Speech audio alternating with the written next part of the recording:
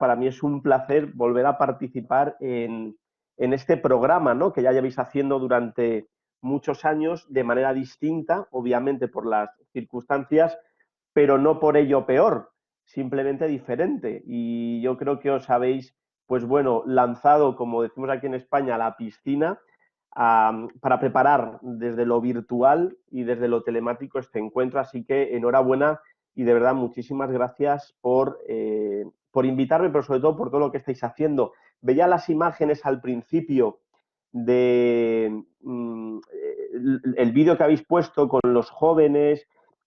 Yo destacaría quizá lo más importante de lo que estáis haciendo, y creo que en estos momentos la Iglesia tenemos que caminar por esa senda. Ya no es tanto lo que hacemos, sino cómo lo hacemos. Lo que más destaca de esas imágenes que hemos visto ya no es tanto la acción concreta, sino lo que llega a cautivarnos y lo que llega a conquistar nuestros corazones son esas imágenes de sonrisa, de alegría, de esperanza. Entonces, por lo tanto, estamos en un momento muy propicio, ya no tanto para centrarnos en qué cosas tenemos que hacer o en qué cosas tenemos que proyectar, sino cómo lo tenemos que hacer y cómo lo tenemos que proyectar. Y esa, sin lugar a dudas, es la clave, ¿no? Como ha comentado María Ángeles, se me escucha bien, ¿no? María Ángeles, yo te veo en pantalla, hazme que sí, vale, perfecto. Como ha comentado antes María Ángeles, soy director de Cáritas desde el año 2014. Muchas veces cuando me preguntan qué es Cáritas, hay una definición del Papa Francisco que creo que es muy acertada y que de alguna manera u otra sirve ya no única y exclusivamente para Cáritas, sino para todas aquellas entidades que desde el ámbito de lo eclesial trabajáis, como es la ONG Verit y todos los jóvenes que nos estáis escuchando en el ámbito de la acción social, ¿no? En el seno de la Iglesia. El Papa Francisco dice que Cáritas, mirad qué frase más bonita, dice que Cáritas es la caricia de la Iglesia en el rostro de los más débiles. La caricia de la Iglesia en el rostro de los más débiles. Y ahí hay tres palabras que son claves. Yo hoy me atrevo a decir, le voy a copiar las palabras al Papa Francisco, que también la ONG Verit y todos vosotros, todos los jóvenes que nos estáis escuchando en España, en el resto de países que Maripina ha comentado al principio, sois la caricia de la Iglesia en el rostro de los más débiles. Y si desgranamos esa frase, tenemos tres palabras que son claves y tres palabras que nos las tenemos que creer. La primera es caricia. Cuando hablamos de caricia, hablamos, sin lugar a dudas, de muchísimas virtudes, como puede ser el acompañamiento, como puede ser la ternura, como puede ser la acogida. Y eso, sin lugar a dudas, es lo que nos tiene que significar. E insisto, nos tiene que significar no tanto lo que hacemos, y voy a repetir, sino cómo lo hacemos. Y el Papa Francisco define muy bien a Cáritas y por ende también define muy bien a todas las entidades que estáis trabajando en el ámbito de lo social, ¿no? Sois caricia, porque lo más importante es acercarnos a la persona desde el afecto, desde el cariño, desde el amor incondicional. Al fin y al cabo, somos instrumentos de un amor de Dios, que es un amor plural, que es un amor incondicional, que es un amor universal, y que de alguna manera u otra tenemos que ser esa caricia. La siguiente palabra de esa frase que el Papa Francisco lo dice, yo creo que de maravilla, es la de iglesia. No nos tenemos que olvidar de ello. No nos tenemos que olvidar que todas las personas que estamos aquí reunidas somos iglesia. Y somos una única gran iglesia que está regada sin lugar a dudas por la multitud de carismas, por la diversidad, que la diversidad no implica ni muchísimo menos diferencia, todo lo contrario, pero somos una única gran familia. Y eso, sin lugar a dudas, es algo que tenemos que creérnoslo y que de alguna manera tenemos que manifestarlo. Por lo tanto, tenemos muy claro que somos caricia, porque todo lo que tenemos que hacer tiene que ir bañado por esa perspectiva de la acogida, del acompañamiento, de la ternura. El Papa Francisco habla mucho de la revolución de la ternura. Somos iglesia, somos uno, a pesar de la diversidad, a pesar de las distancias, somos uno. Y la otra palabra que introduce el Papa Francisco es la de débiles, la caricia de la Iglesia en el rostro de los más débiles.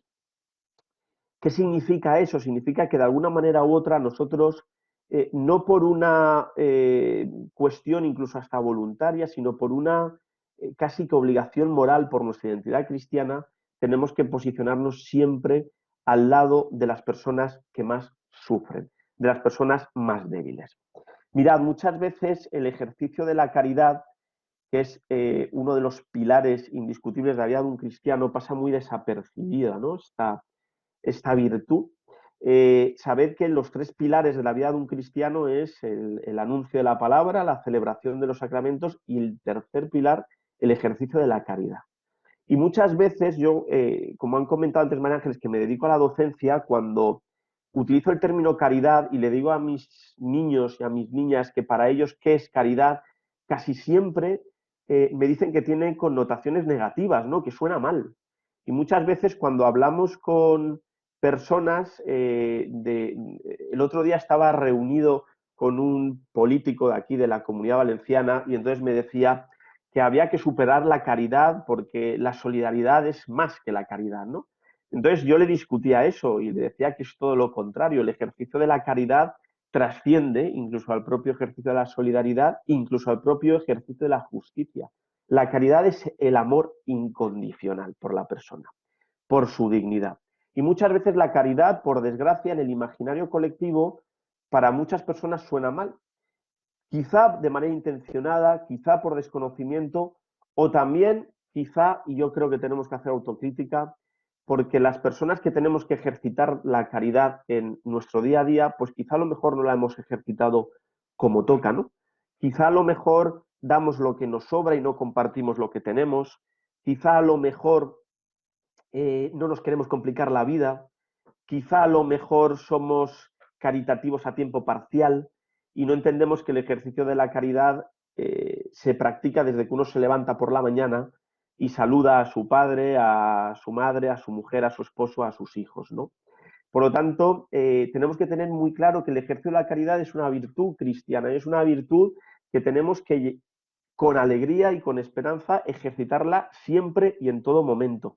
Hay una encíclica muy bonita, el Papa de Benedicto XVI, que es Deus Caritas Est, que yo os la recomiendo. Es una encíclica muy clara, es una encíclica breve y es una encíclica que de alguna manera u otra intenta, y lo hace yo creo que de una manera muy buena, clarificar el término caridad, ¿no? Deus caritas est, ¿no? Dios es caridad, caridad es amor. Me acuerdo una vez un amigo mío sacerdote me explicaba el ejercicio de la caridad, el ejercicio del amor con un ejemplo, ¿no? Decía que diferenciaba entre solidaridad, justicia y caridad. Y me comentaba, cuando por ejemplo una persona está en, yo tengo a mi mujer, imaginaos, enferma o a mi madre enferma, postrada en la cama, ¿no? Y yo le ayudo y yo paso tiempo con ella, le ayudo a levantarse, le ayudo a acostarse, le ayudo a comer. No se me pasa en ningún momento pensar que lo estoy haciendo por una obra de solidaridad, ¿no? Por una obra de, pues bueno, estoy haciendo algo bueno por esa persona. Tampoco creo que es una obra de justicia porque esa persona, mi madre o mi mujer, se lo merece, ¿no? Se merece que le ayude y por lo tanto yo le ayudo. Tampoco por eso, lo hago por amor. Y si cuido a mi madre o a mi mujer, no lo hago por solidaridad, no lo hago por justicia, sino lo hago por amor. Y esa es la clave que nos tiene que mover a todas las personas que estamos, que estéis al otro lado de la pantalla, y yo me incluyo. Yo todos los días esto me lo repito. Todo lo que yo haga en esta vida lo tengo que hacer movido por el amor. Y movido por el amor es entregarme con lo que soy, con mis debilidades, con mis limitaciones y con mis incapacidades, pero entregarme a las personas que tengo alrededor, ¿no? Y el amor va siempre asimilado a la alegría y va siempre asimilado a la esperanza. Es muy complicado amar si uno en su vida no tiene esperanza, si uno en su vida, a pesar de las dificultades que tenemos, no lo vivimos con alegría y no las vivimos con alegría.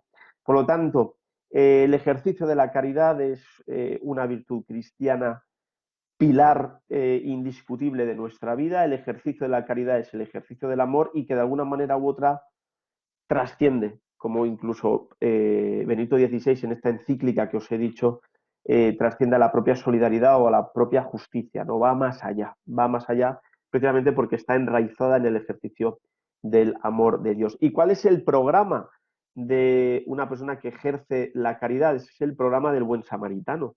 Yo creo que eso es lo que todas las personas que me estáis escuchando estáis haciendo, que es el programa, conocéis la parábola del Buen Samaritano, que el Buen Samaritano hace tres cosas que creo que son importantísimas que hagamos, ¿no?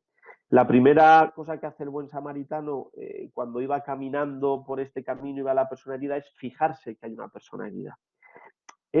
No se nos dice que el herido le pidiera ayuda o que el herido le llamara para que le ayudara, sino que fue el Buen Samaritano el que se dio cuenta que había una persona herida. Yo creo que es importante que nos preguntemos todos si nos damos cuenta de las heridas y de las personas débiles que tenemos a nuestro alrededor, o si es necesario que nos pidan ayuda para nosotros actuar, o si actuamos sin que nos pidan ayuda, o si actuamos cuando vemos que hay alguna debilidad. Es importante caminar con los ojos abiertos como hizo el buen samaritano. No necesitamos que nos llamen, no necesitamos que sacudan nuestras conciencias, no necesitamos que nos pidan auxilio, sino que nosotros tenemos que ser capaces de discernir, de ver, de mirar hacia aquellas personas que viven situaciones de debilidad, de vulnerabilidad, ¿no? Lo segundo que hizo el buen samaritano fue acercarse, se acercó. En la parábola utiliza ese término, ¿no? Se acercó a la persona herida, nos acercamos a la persona que sufre, a la persona vulnerable. Incluso hay un momento en el que el buen samaritano lo carga en su propia cabalgadura, ¿no? Lo carga en su propio caballo, en su propia mula. Y eso significa que de alguna manera u otra lo carga en su propia vida y comparte lo que tiene. Es, sin lugar a dudas, el milagro de la multiplicación de los panes y de los peces, ¿no? Cuando somos capaces de compartir lo que tenemos, pues llega hasta incluso sobrar. Y eso pasa también con nuestras vidas. Si somos capaces de compartir no solamente nuestro tiempo, sino compartir nuestras cualidades, nuestras virtudes, también nuestras debilidades o nuestros defectos, ¿no?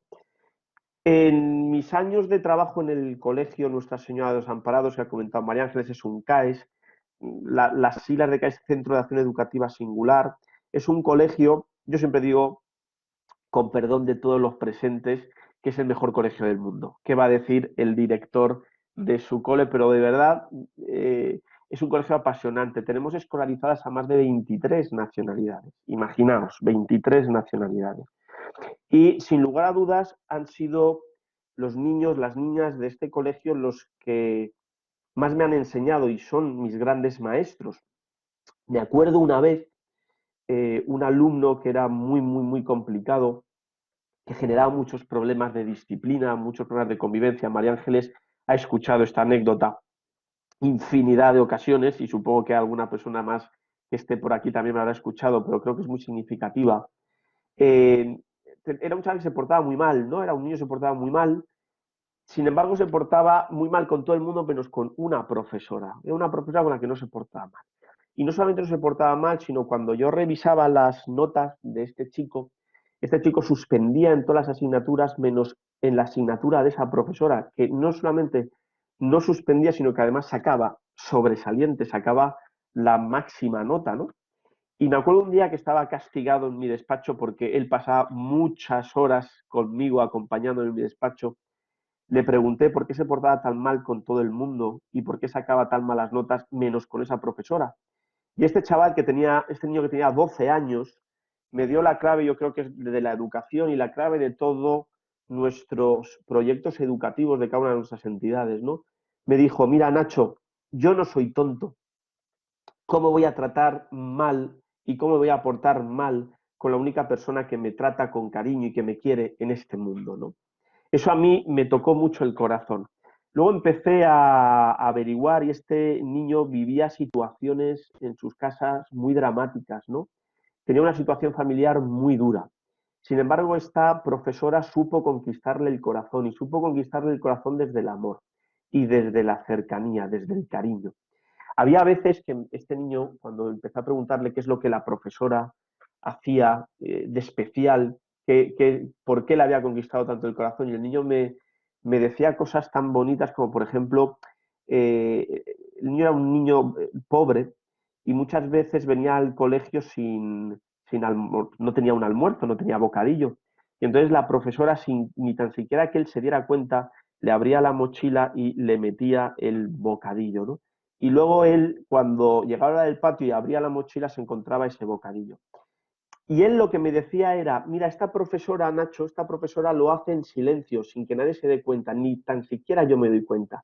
Hay otros profesores que sí que lo hacen, pero que me avergüenzan. Eso me acuerdo que me decía el niño, ¿no? Porque muchas veces a las personas que nos dedicamos al ámbito de lo social, nos gusta, por desgracia, ser muy valorados, muy reconocidos. Nos gusta enseguida hacernos una foto y ponerla en nuestras redes sociales o que nos den las gracias o hacer las cosas de manera pública para que la gente reconozca pues que somos buenas personas. Y eso muchas veces llega a violentar a la persona con a la que intentamos ayudar. Y este alumno me decía eso, me decía, hay algunos profes que sí que me dan el bocadillo, pero me lo dan delante de la gente o me lo dan delante de otros profesores. Pero sin embargo, esta profesora no, esta profesora ni tan siquiera me lo da a mí, sino que me lo deja escondido en la mochila, ¿no? Como muchas veces en el ámbito de lo social y desde este ejemplo que me dio este niño, intentamos hacer las cosas no tanto por los demás, sino por nosotros. Y eso de alguna manera u otra tenemos que todas las noches, y yo el primero que cometo ese fallo, pensar que lo que estoy haciendo es por los demás, ¿no? Y eso tiene que calar, tiene que ser un mensaje que cale. Segundo lugar, en el colegio aprendí una cosa muy importante y en Cáritas se aprendió una cosa muy importante, que es que uno recibe más de lo que da. Eh, en la encíclica en Deus Caritas Est, Benedicto XVI decía que para que el don no humille al otro, para que lo que yo le doy a una persona no la humille, yo tengo que ser parte del don. Eso es una manera de servir que hace humilde al que sirve. Esa, sin lugar a dudas, es una clave. No posicionarnos nunca desde una perspectiva de superioridad, ¿no? Desde una perspectiva de yo te ayudo, sino desde una perspectiva de vínculo afectivo. Nos ayudamos mutuamente. Yo te doy algo, pero tú me estás dando muchísimo más. Y eso es algo que nosotros aprendemos de manera constante y permanente las personas que atendemos, por ejemplo, en Cáritas. Las lecciones de vida que nos dan, las lecciones de vida que a diario nos regalan con historias de superación, de lucha de personas que la vida en algún momento determinado pues no le ha puesto las cosas fáciles, pero que salen o que intentan luchar para salir adelante, ¿no? Por lo tanto, cuando damos algo, tenemos que darlo desde el corazón y tiene que haber misericordia, bondad en nuestro corazón, ¿no? Eh, Francisco dice una frase que a mí también me gusta mucho, que dice, dar una moneda a un pobre sin mirarle a los ojos no sirve de nada. Esa es la clave, sin lugar a dudas, del ejercicio de la caridad, conectar corazones, ¿no? Ser capaces de ir más allá de pensar que a las personas a las que atendemos, las personas a las que acompañamos, no son solamente sujetos de necesidades, son portadores de posibilidades. Cuando yo estoy acompañando y atendiendo a una persona, hay una persona delante de mí en toda su dignidad, con una historia de la que yo tengo que aprender, de la que yo me tengo que empapar, de la que yo me tengo que contagiar. He de ser capaz de mirarle a los ojos, he de ser capaz de estrecharle las manos. Esa es una manera que hace humilde al que sirve, ¿no? Porque no optamos por posicionamientos de superioridad, sino de una entrega humilde, ¿no? Y de una entrega de, insisto, vamos a compartir este viaje y vamos a compartir este momento de ayuda. Otra clave del ejercicio de la caridad, María Ángeles me comentaba cuando hablé con ella que un poco fuera experiencial mi charla, ya no tanto muy doctrinal, sino más bien, pues bueno, experiencia de lo vivido. Creo que una de las claves del ejercicio de la caridad, insisto, del ejercicio del amor enraizado en el amor de Dios, somos instrumentos del amor de Dios, que es lo que estáis haciendo todas las personas que me estáis escuchando desde la ONG Berit, es preguntar muchas veces lo que Jesús preguntaba, que era, ¿qué quieres que haga por ti? ¿Qué quieres que haga por ti? Muchas veces nosotros intentamos dar a la otra persona lo que nosotros pensamos que esa persona necesita. Y a lo mejor en esa ayuda nos estamos equivocando, porque no le hemos preguntado qué es lo que verdaderamente necesita, ¿no? Yo me acuerdo cuando era joven, en mi parroquia hacíamos en Navidad la campaña del kilo. La campaña del kilo era una campaña de recogida de alimentos que luego se entregaban a familias que vivían situaciones de pobreza en el barrio donde yo vivía, ¿no?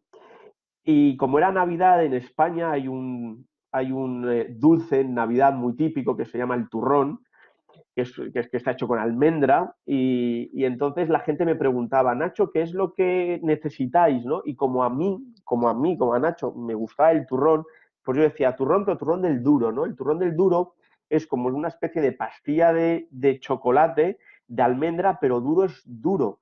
Que hay veces que uno para partir eso necesita darle con algún objeto, digamos que no es un producto blando, no es un producto, es un producto duro, es un producto que es muy sabroso, a mí me gusta muchísimo, pero es duro, ¿no? Y entonces yo me acuerdo que como a mí me gusta el turrón del duro y como considero que en España en Navidad no puede faltar el turrón del duro en ninguna de las casas, la gente me decía, ¿qué es lo que necesitas? Y yo les decía turrón del duro, ¿no?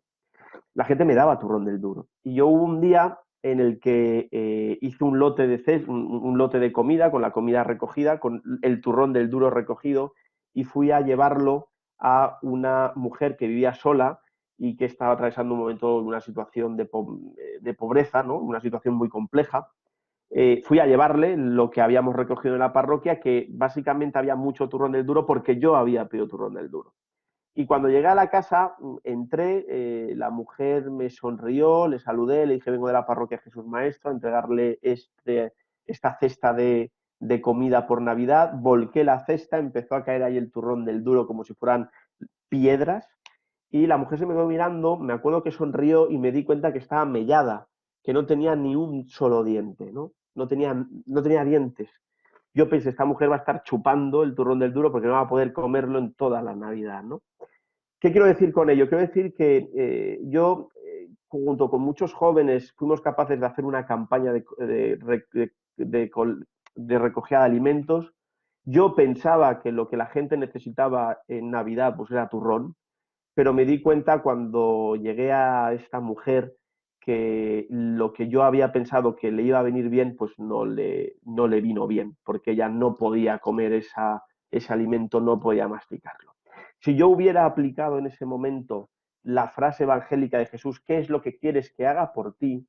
Estoy convencido que esta mujer me habría dicho, pues quizá a lo mejor acompáñame a la calle, o quizá a lo mejor hazme compañía o vente a pasar un rato conmigo a casa, ¿no? Por lo tanto, creo que es importantísimo en el ejercicio de la caridad ser capaces de averiguar qué es lo que verdaderamente la gente necesita. Porque muchas veces nosotros decimos, esa familia, esa persona, esa comunidad necesita esto. Pero le hemos preguntado qué es lo que necesita, sabemos con certeza qué es lo que necesita, o es lo que nosotros queremos darle, ¿no? Por lo tanto, importantísimo el ejercicio de preguntar qué quieres que haga por ti. Recapitulo estas dos ideas que os he lanzado, ¿no? La importancia de, más que dar una ayuda, entregarnos como personas, es el amor lo que convierta los corazones, y en el ejercicio de la caridad, más que dar una moneda, más que dar un paquete, cuenta más el entregarse a uno mismo. De hecho, el dar una moneda, el pagar un recibo de luz o el dar una cesta de alimentos no es un fin en sí mismo, sino un medio para acercarnos a la persona que sufre. Personas que como nosotros podemos atravesar en un momento determinado de nuestra vida momentos de dificultad y de debilidad. Por tanto, la primera idea, entreguémonos, más que dar cuestiones materiales que hay que darlas, detrás de lo material tiene que haber una entrega personal.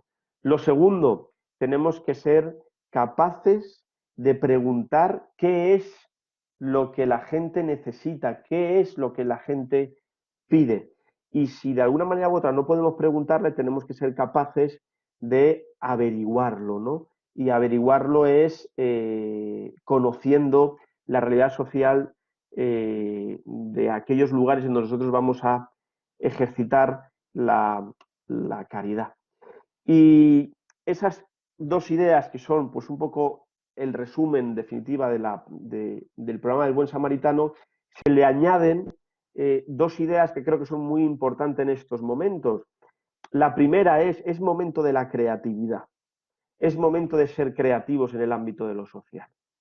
Einstein decía que el principio de la locura era intentar conseguir cosas nuevas haciendo siempre lo mismo. Entonces, si nosotros siempre hacemos lo mismo, pues no conseguiremos nuevas cosas. Estamos en un momento propicio para ser creativos, para ser imaginativos. En el ejercicio de la caridad tenemos que empezar a hacer cosas nuevas, nuevos caminos, nuevas formas.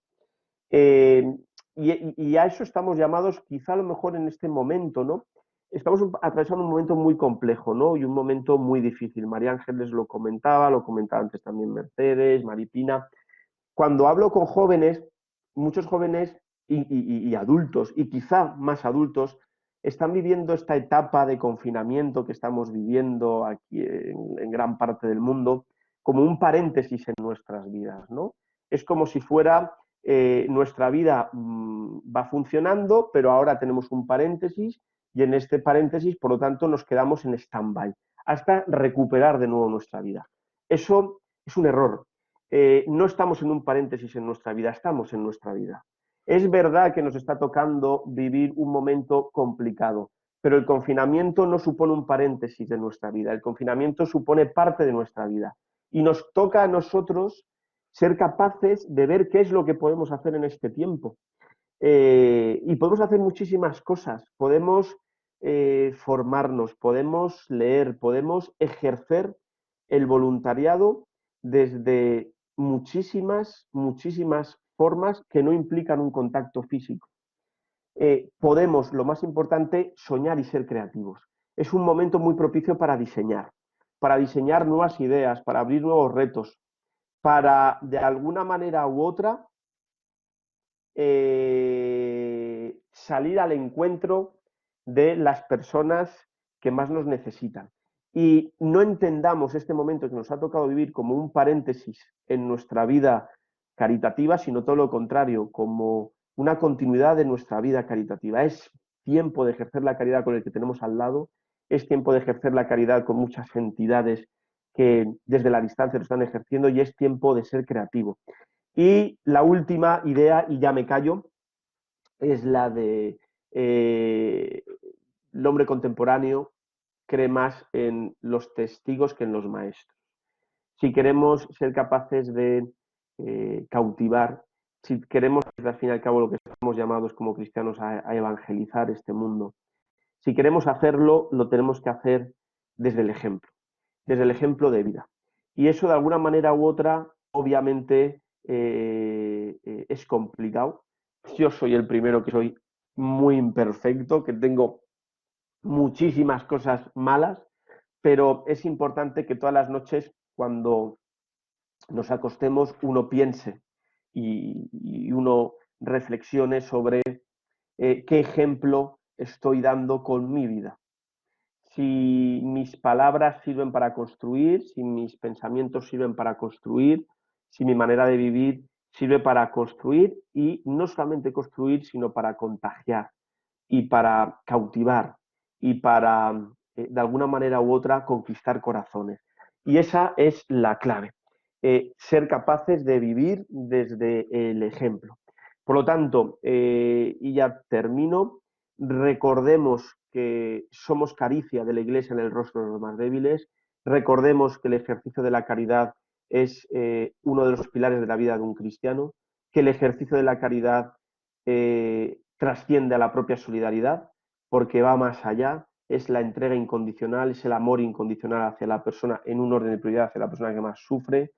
Entendamos que hay que dar de comer, tuve hambre y me disteis de comer, hay que dar de beber, pero detrás de esa ayuda tiene que haber una entrega personal. Como decía el Papa Francisco, dar una moneda a alguien sin mirarle a los ojos no sirve para nada.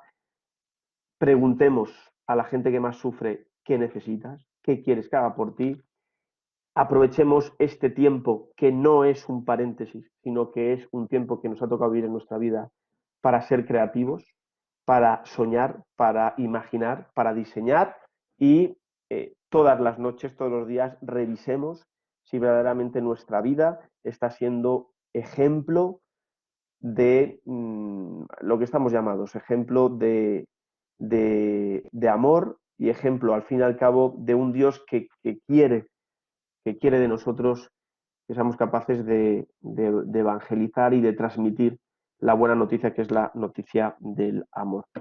Muchísimas gracias por haberme atendido.